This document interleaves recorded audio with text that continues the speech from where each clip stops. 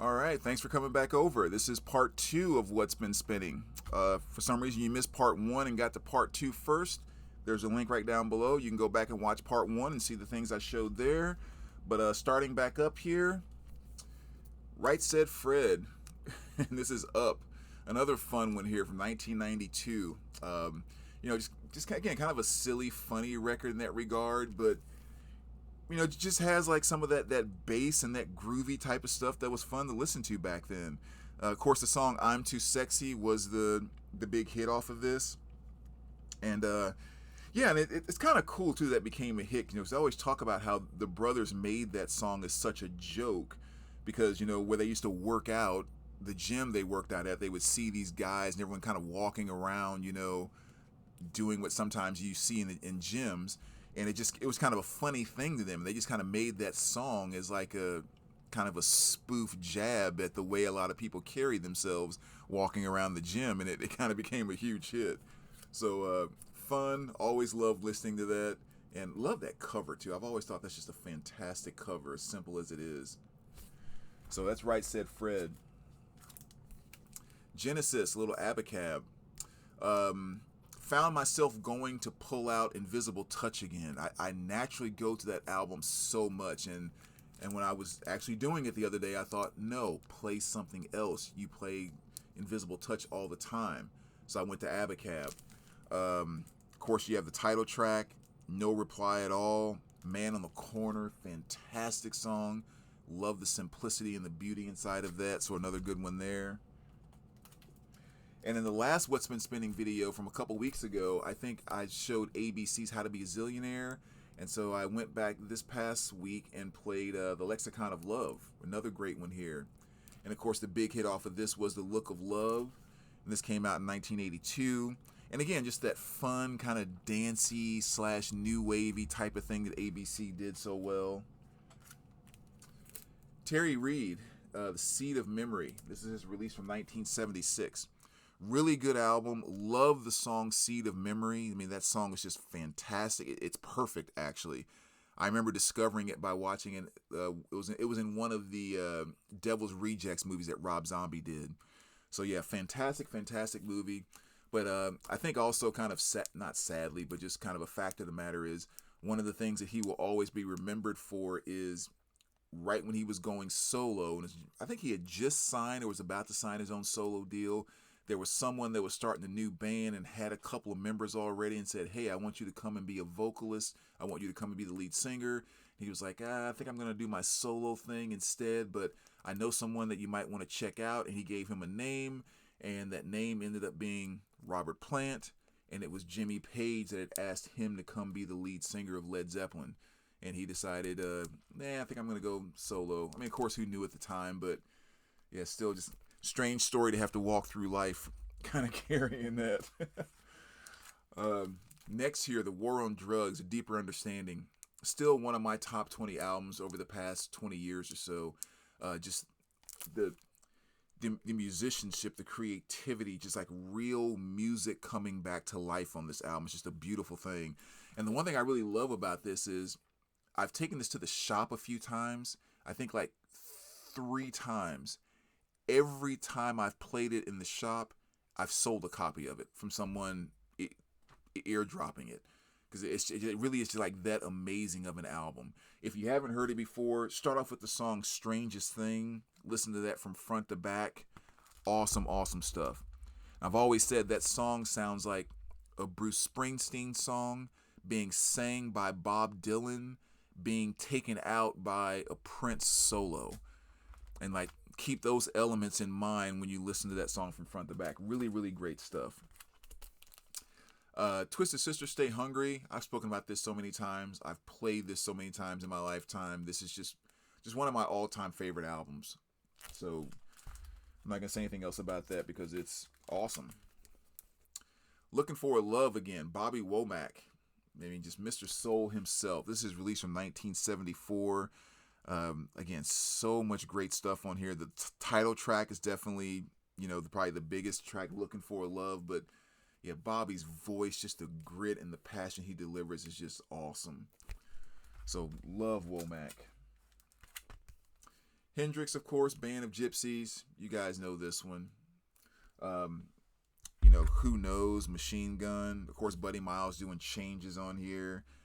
Just classic Jimmy. Absolute classic Jimmy.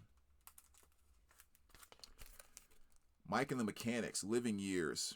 Another great one. Part of the effects of the split up of 80s Genesis. We got Mike and the Mechanics. Living Years, definitely the biggest hit off of this album, came out in 1988. So just another classic from back in the day if you were around during that time. Spooky Tooth. This is Spooky 2, their second album here from 1969. Really, really great album. Kind of a mixture of different, levels of rock, if you will. But the stuff that I love off of this the most is definitely the heavier stuff. Stuff like Evil Woman, like that song, where you get those heavy bluesy riffs with that Hammond organ that comes in.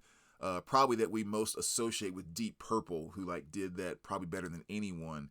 But you get that kind of thing off of Evil Woman, or even the song Better By You, Better Than Me.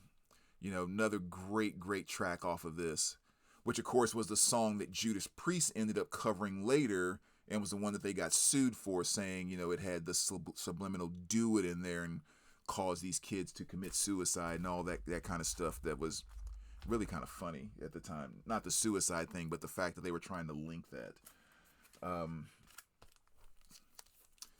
Steve Winwood, Chronicles, 80s Winwood, absolutely love it. This is 1987. Actually, all Winwood is great. I mean, David Spencer Group, Traffic, his solo stuff in the 80s. I mean, everything he touched was just awesome. But I definitely love 80s Winwood. And so off Chronicles here, you have Valerie, Higher Love were the two big hits off of this. And yeah, prime time for Steve, in my opinion. I love that. Another album I've spoken about maybe once or twice in the past, but definitely worth reiterating. Gave this a spin the other day. Texas Hippie Coalition. This is Gunsmoke. This is their release from last year, 2024. Kind of on a red splattered vinyl. Definitely one worth checking out. This album is one where you're not going to get some amazing songwriting where this song is so legendary and people should cover it and all of that. That's not what this album is about. This album is about just getting you in the groove, right? It's like Southern rock done with these huge, groovy power chords of just kind of like that thing you get from Godsmack or Korn, where you get just those big rhythmic type of grooves you can get into, and it's not metal. Again, it's more heavy Southern rock that's playing around in the metal territory kind of thing. But yeah, it's just the stuff that gets your head bobbing kind of thing. Awesome rocking album. Definitely worth checking out. So really good stuff. The Dream Academy. More great stuff from the 80s here. 1987, or 85, I'm sorry. And of course, the big song off of this was Life in a Northern Town. Just more of the stuff that made the 80s so beautiful. Led Zeppelin, Houses of the Holy. You guys know this one all too well. The thing I always say about this album is it really is the one to me that shows just how Led Zeppelin could pretty much play anything. They could find themselves in any style or genre of music and totally kill it. Just fantastic performance on this album, if you will. Best of Louis Jordan. One of the oldies but goodies that doesn't quite get the credit that he deserves. This is kind of before Ray Charles, before Little Richard, before Chuck Berry. This is one of the guys that really kind of paved the way. Biggest track off of here is Caledonia. It's probably the biggest, most well-known song. But even Ray Charles, gives a bunch of credit to Louis Jordan by saying he was a huge influence on him with learning his piano style and that stride piano and all of that. Yeah, Louis Jordan's one of the guys that really inspired Ray Charles. So, yeah, definitely a cool legend. If you're not familiar with him, definitely check him out. Magic Sam, blues band, West Side. This is West Side Soul. Love Magic Sam. One of my absolute favorite blues artists, and I've spoken about him so many times before. The song to check out off of this album is definitely "That's All I Need." Love it. And the thing about Sam that makes him so fantastic, again, I've said it once, but I'll say it again. You know, you have your legends and the guys that I love, like Howlin' Wolf, Muddy Waters, like all those guys, Son House. The thing that makes Sam a little different is those guys I just mentioned delivered the blues through a grunt and guttural kind of power that only they could bring, that brought so much emotion and feeling to what they did. Sam is delivering the same blues, but Sam actually came from the church, which means he brings more of a soul actually singing the blues that he's delivering to you. So Sam's one of the few guys that you could take out of this blues band and go put in a church choir, and he could fit right in where a Howling Wolf or something like that, you know, is not quite going to do that. So that's that's what makes him a little bit different. Next up here, Best of R.E.M. in Time, 1988 to 2003. Yeah. Greatest Hits, 2 LP set. Basically all the hits from the Warner Brother years, kind of after they left IRS. You know, Man on the Moon, Great Beyond, What's the Frequency, Orange Crush, Night Swimming, all that kind of stuff. Stand, blah, blah, blah. So, yeah, cool 2 LP set. I actually got this back in 2019, but just decided to open it last week. And that's kind of how I do with my albums. Like I don't feel the urge where I have to open something right when I get it. I open it when I'm ready to play it, and I was ready to play it last week. So anyway, so that's the Best of R.E.M. right there. Violator. I mean, don't need to say anything about this. It's Depeche Mode, Violator, just one of the biggest albums from 1990. Ultra is one I think that people sleep on a little bit with Depeche Mode. 1997, but one of my top 3 Depeche Mode albums right here. Like I said, it came out in 97, but Barrel of a Gun, It's No Good, Useless, Sister of Night. Awesome, awesome stuff by Depeche Mode. Betty Davis, Is This Love or Desire? The Queen of Funk is how I refer to her. This from 1976. I mean, she was a bad gal. That's all I'm gonna say. Excuse me. You know, she was the one that ended up marrying Miles Davis and was really kind of the huge influence of getting Miles going from his straight cut suit and tie, from the suit to threads. I think she was kind of the one that was there that influenced him to, you know, Bitches Brew and all that stuff. Like a lot of that was due to her and her influence of just all the stuff she knew about the funk and psychedelic and just all of that stuff, you know. Even Hendrix and David Bowie had said that Betty Davis was a significant influence to them. So, you know, when you got people like Miles, Bowie, and Hendrix kind of feeding off of what you're doing, you might be doing something kind of big. Eddie Money, Sounds of Money, awesome greatest hits. I mean, love the Money Man. Shakin', of course, is my absolute favorite song by him. Never get tired of listening to that. Sheila E., The Glamorous Life. This is from 1984.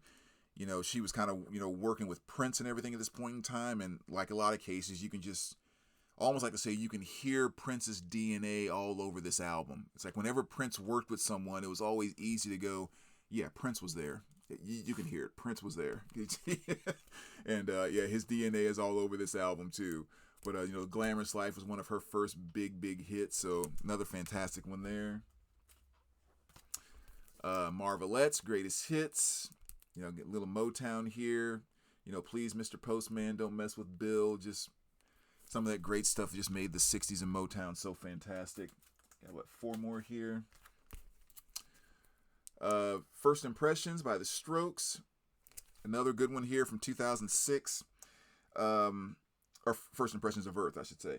Now, this is a good album. Side 1 doesn't quite flow to me, right? It's a little it feels a little all over the place, but side 2 really catches an awesome groove that I love, including the opening track on side 2, which is You Only Live Once. Like I love the wackiness of that song, yet kind of the funkiness of the groove that's within that song. Great track there, but Good album.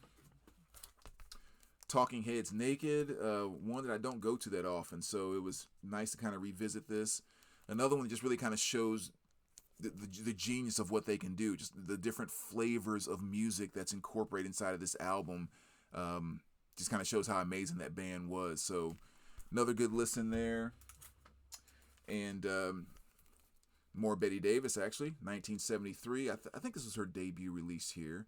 But yeah, all the stuff I just said about her a moment ago. Modern English is definitely known for the song I Melt With You off of their previous album, but sometimes their other stuff gets a little overlooked. And Ricochet Days here is kind of a perfect example. That's their 1984 release. Again, just awesome new wave stuff you would expect from them. And last but not least, Blue Oyster Cult, The Revolution by Night.